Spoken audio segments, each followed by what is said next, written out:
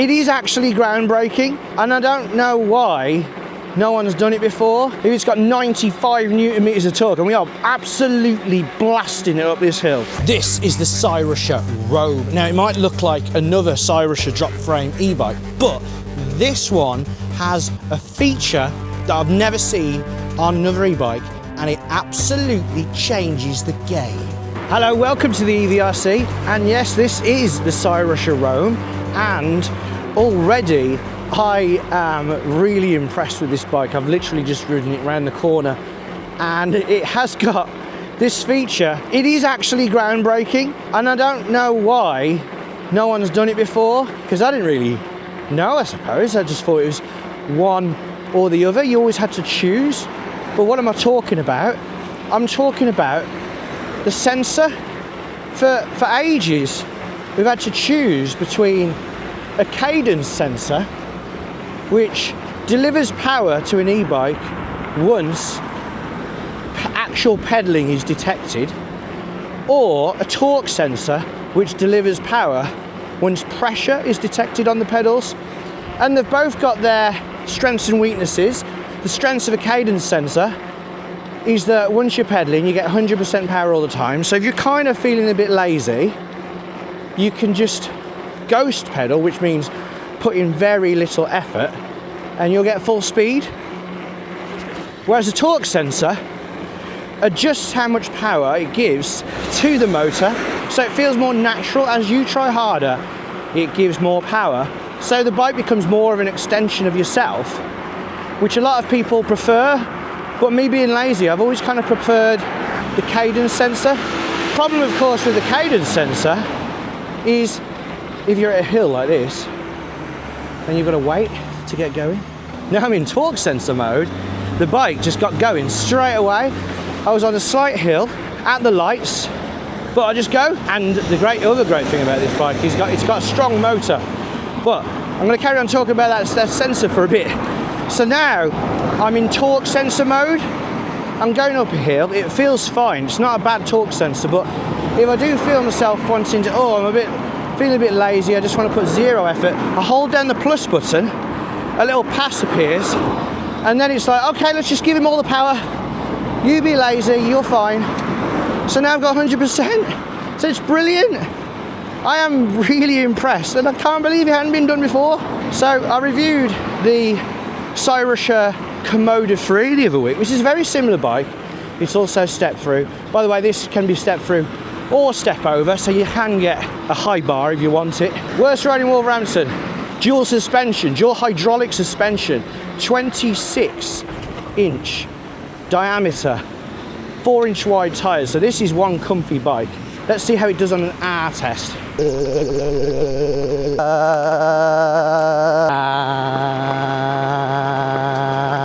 I think that did pretty good on the R test. It's probably heavy, like too heavy to take off-road, but it has got dual suspension, big chunky tyres. It's going to be absolutely fine if you're going off-road. But really, it's the ultimate commuting machine. Obviously, it doesn't fold. You're not going to take it on public transport. This is a bike for people who just want to get all the way on the bike and then obviously lock it up somewhere. But this is more than at home on gravelly trails, maybe even a few jumps if you're feeling a bit frisky. So yeah, very similar to the Komodo 3, but it's got that choice of sensors. Now, I liked the sensor on the Komodo. I never used to like torque sensors, but the Komodo sensor seemed to give you quite a lot of power even if you weren't putting that much effort in. However, other people might not like that. So this sensor actually kind of works properly in that it doesn't give you all the power, it doesn't give you that much power, you've got to put the effort in. But then you can switch it over if you want to stop putting the effort in. It's amazing. Anyway, we're at the hill. This has got 95 Newton meters of torque, which is 10 more than the Komodo, so it should do quite well. Obviously, it's going to be limited in speed, so let's go. I'm going to start off on torque sensor, and then I'm going to switch over to cadence. 3, 2, 1, go. Power kicks in, but I go straight to the cadence sensor. So now I'm not putting any effort in whatsoever, it's all the motor. Obviously, well, not obviously, this has been limited to 15.5 miles an hour. There's options in the menu to change the speed, but because it's been hard limited, those options on the computer do nothing. If you want to unlimit this, then you're going to have to go into, by the controller, unplug a wire, and then it'll be unlimited. And then this bike is going to be a bit of a beast because it is a powerful motor. It is 52 volts battery. It's classed as 250 watts, but of course, it's got 95 newton meters of torque, and we are absolutely blasting it up this hill. And across the line. And the Cyrusher Roam becomes the fastest legal e-bike to ever get up the hill at 58 seconds. It beats all other Cyrusher e-bikes even when they've been unlocked. Remember, the Roam was fully locked, so could not get over 15.5 miles per hour at any point. It has also beaten multiple 1000 watt, 1500 watt e-bikes. Amazing. This bike, I could tell, could have easily got past 15.5 miles an hour up that hill then, but the computer was holding it back.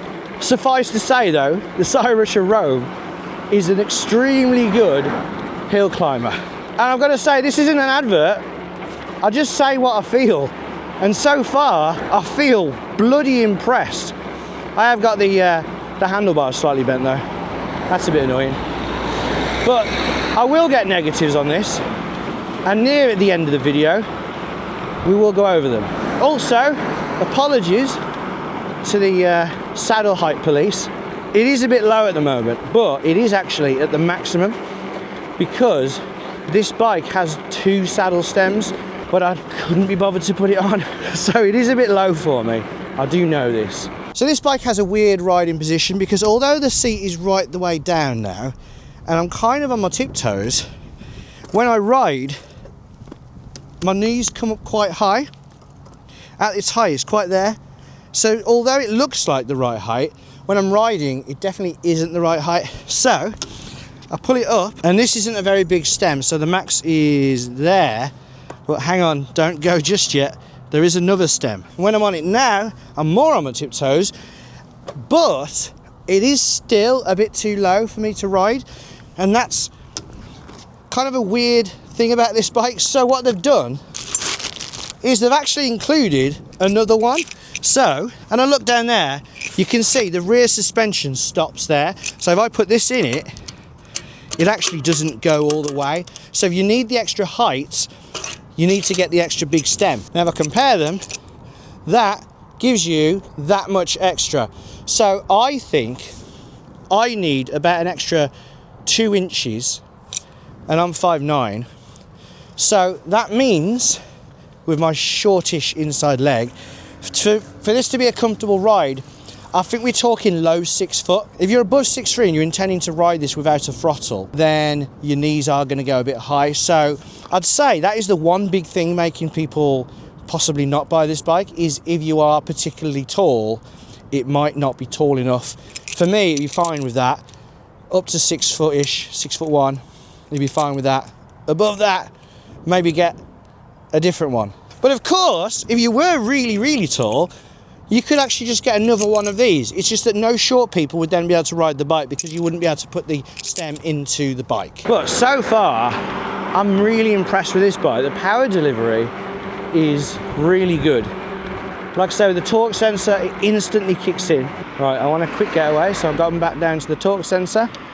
Push down, instant. Lovely. And then back to pedal assist to get low effort. I keep saying back to pedal assist is because when you go to the cadence sensor, pass appears on the screen. That suspension, you can lock it out. So if you want to get a bit of speed up, it's easier if you lock out the front suspension. 7 gears, Shimano Tawny. So they are very basic. And we're going 25 miles an hour. Those big fat tyres aren't really conducive to a big speed. But yeah, you could get over 20. The motor won't be helping you, so you're going to get tired pretty quick. But if you want to cruise about at 15 to 16, then this is your man. I've just noticed I've got a disconnected wire there. And I think what that wire is the thing that cuts the motor when you pull the brake. So if I pull the left-hand brake At the moment, it's not going to cut the motor. So right now I'm on cadence sensor. So at the top, still not kicked in. All right, okay, just over half a rotation. And then it kicks in, gets me up to 15.5. Compare that with the torque sensor. As soon as you push down, it goes straight away. It's a shame it can't like do a hybrid mode where it automatically switches to the torque sensor when you're still and then switches back over to the cadence sensor so you don't have to press the plus button. I mean, first world problems. It doesn't take much to press the plus button when you get a bit tired or if you want to get the max speed without trying. Oh God. I'm getting gear problems here. Bit of skippage. That's the problem with Shimano Tawny. If they're adjusted well, they're all right. But sometimes they're not well adjusted. They're easy to adjust, but yeah, sometimes you just need to do it. Obviously this bike is legal. The motor's been classed as 250 watts. It goes at 15.5. It has no throttle. I can't see one, but there's probably a connection somewhere to put a throttle on because remember, you are allowed a throttle. And normally I'd say, oh, if only they put the throttle on, they could get you going, use the throttle to get you going at the lights, and then you could use the pedal assist or whatever. But you really don't need it on this one because you've got that torque sensor. Your feet are the throttles. So you can be safe. You can go low power. If I put it back into torque sensor mode, I can just really softly pedal and it doesn't shoot me forward. Cadence sensor mode, pedal assist 1, cuts out at 6, 2 at about 9, 3 at about 11, 4 at about 13, 14. So the pedal assist levels, no matter what sensor you're using, are speed based in that they just cut out at certain speeds. They don't give you less power. Because some bikes, if you're in pedal assist 1, it'll still be giving you power at say 15 miles an hour, just not as much, so you've still got to put a bit of effort in. But this one works by just cutting it at a certain speed. I don't really have a preference. In an ideal world, you'd have a torque sensor, and the lower the pedal assist setting, the more effort you've got to put in. And then when you go to pedal assist 5, it's basically zero effort, but you've still got the advantages of a torque sensor in that you'll get going from 0 straight away. But maybe we're not there yet. Maybe someone listening to this video can think, oh, right, we'll make ours like that. Because then I'll do another video about how that e-bike changes the game. But this e-bike definitely changes the game. Got hydraulic brakes, disc brakes, 180mm rotors, which is good because you need a lot of stopping power if you were to unlock the bike. But at 15.5, it stops instantly. I stopped it at the tree, which is here. And obviously those big wide tyres help a lot. Right, let's do a 0 to 15. Again, I'll use the combinations of the sensors. 2, 1, go. And stop. Okay, that seemed pretty quick. So the battery, get the key, shove it in the side, give it a twist, nothing happens. There's a little latch here, pull that, and then you can pull the battery down. And it can be a bit cumbersome getting it out. And here is the 15.6 amp hour, 52 volt, about 811 watt hour capacity battery. Get it back in. Shove it at the bottom first. And then give it a shove. Ta-da! Lock it, get the key out. You don't need the key to ride it. It's got a little charge port down here where you can charge it if you want to charge with the battery in the bike, or you can charge the battery away from the bike. And they reckon it can do 100 kilometers, which is about 62 miles. We will pop in later to see what kind of range I get. And it's a good job the battery does remove, because it is a heavy bike. So with the battery, it is 37 kilograms. Ooh, but with the mudguards and the rack, it's probably closer to 40. It's a very heavy bike. But luckily when you're on it, you can't really tell. But if you had to take it up some stairs, you definitely would be able to tell. This is one chunky monkey. But obviously being such a chunky bike, it's also got a massive weight capacity too of 150 kilograms. It's not a full sunny day today, but the computer does seem very nice. It is nice and visible.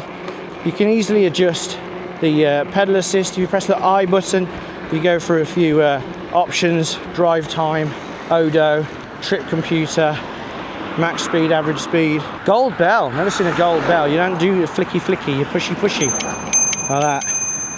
The hand grips, they're not the most comfortable actually. They're barely anything there. They're just basically rubber over the metal handlebars, so you might want to change them. And these gears definitely need a bit of adjusting. We do have front and rear lights. Press the light button to turn them on. And the rear lights are actually down there, which is interesting, but they're not brake lights, they're just rear lights, they don't do anything. We do have front and rear mudguards. Now when you buy the bike, I don't think you get them when you buy the bike, but they're very nice. They're fairly straightforward to put on, as you'll see later in the unboxing. The rear rack is a nice chunky rear rack that can take a lot of weight. Pedals are quite nice. Metal, kind of matte finish, solid. Now you might be asking, should I get this or the Komoda? They're the same price, but obviously this has got the dual sensor, so surely you get this. Well, depends what you want. If you like the torque sensor on the Komoda, then they are very similar bikes. For the same price, this is giving you the two sensors, but not the rear rack and mudguards. If you want the rear rack and mudguards on this, you do have to pay extra. So if you do live somewhere where you don't need mudguards and maybe you don't need a rear rack, then I probably would get this one, because having those two sensors is really, really good. Down a curb, boink. Let's go up a curb. I like bouncing up a curb on a big bruiser bike like this. Ugh. There's a walk function. Hold down that little minus where there's a foot, and it'll walk forward. So if you're going up a hill, but you want to walk, you don't have to push the bike, which is nice. I keep forgetting because it's not drop frame, I can just get on like that. I think at this point, I've got a few negatives in my head. One being that the saddle really isn't very comfortable. Whoa, that was a bit weedy. I think I just went past Wolverhampton's Brassic. So more negatives. I would like it if the handlebars could raise a bit more. They are kind of stuck into place and they don't actually tilt or anything, they're just where they are. So that's a bit of a shame. They're not too much of a bad position for me, but other people might like it higher. Like I said, the gears aren't good. They're the same gears as most bikes, but these, the ones I've got today, just happen to be not adjusted. And then of course, being a heavy fat tire bike, if you want to pedal this consistently over 20 miles per hour, you are going to require a lot of effort. But if you are after a cruiser bruiser, then this, I don't think you can do much better, to be honest, because they've got rid of that, like 100% got rid of the need for a throttle. We just don't need one anymore, the way they've got it set up. I've said that before on previous bikes where they've got good torque sensors, but what I see as a good torque sensor is one that does most of the work for you. But this one is really good for everyone. So if you want the torque sensor to help you a little bit, but you still got to do a bit of effort, but also want to switch sometimes to get 100% power, or those people who like cadence sensors but want the instant go, they can just have the torque sensor on at the lights or whatever, at roundabout, and then just quickly switch it to the cadence sensor. So it really is good for everyone. But also, if people really did want this but also wanted to go fast on it, it can be done as well. I'm not going to do it because this is a hard lock. No police person's ever going to say, is that bike illegal?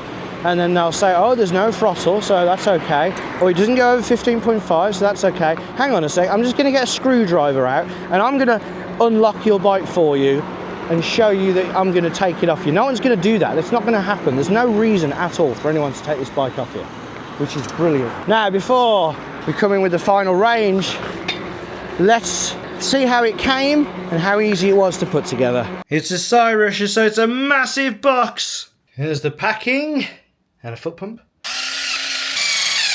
Get the pedals on. Mudguard if you got one. And the front light. Attach them to there. Get the computer on. This lovely gold bell on. Indicators. Get the rear rack on if you've got one. Make sure they're a tiny bit loose so you can adjust them if needed. Also under there, use the metal double screw that looks like that underneath. Otherwise you'll wonder where the extra ones of these have gone. In the box we got a manual, we got pedals, we got a front light, we got a 2 amp charger, we got some little bits, we got like a spare saddle stem, we got tools, and we got rear view mirrors. Let's get it on charge. And the 2 amp charger should charge the 15.6 amp hour battery in about 6 to 7 hours. Right, range we've completed just under 15 miles. We've just lost 1 bar at 12.5 miles. That's out of 5 bars. Do I think this could do the 100 kilometers, 62 miles? I absolutely do think it could, especially since it is limited to 15.5 miles an hour, which means, of course, if you are cruising around 15.5, there's going to be a lot of times when you're a bit above that, which is using no power at all. So yeah, definitely. And that's on the highest pedal assist as well. Usually they come up with range by decreasing it to 1 or 2, but keeping it at 15.5, this could definitely do 100 kilometers, especially considering as well, I'm 100 kilograms, I had my backpack of stuff, and I kept it mainly on cadence sensor mode because I'm lazy. So yeah, that was the Cyrusher Roam, and I'm bloody impressed. I'm not gonna I'll keep repeating myself. I'm gonna just say I'm really impressed. If you've got this far, you know exactly why I'm impressed. It's really cool, and not only that, it's £1,400, which is a damn good price for what you get with this bike. And with my code EVRC, if you use it at checkout, you can get an extra 80 quid off. So nearly at 1,300, which I know is still a lot of money in life terms, but for this e-bike, it's amazing value basically. So yeah, if you're interested, there is a link in the description. It is an affiliate link, so if you do use that link, it will massively help this channel by giving us a little bit of commission, but it won't cost you any more, and that link will just take you to their website where you'd go if you'd found them on Google. It's up to you if you want to use it though, and if you don't use it, you should still definitely use the discount code, save yourself some money. And thank you so much for watching. If you enjoyed this video, do hit that thumbs up button for us please. If you didn't enjoy it, well, thanks for still being here, that helped. But give us a thumbs down and then let us know in the comments what I need to do to get better. And to everyone, until next time, ride safe.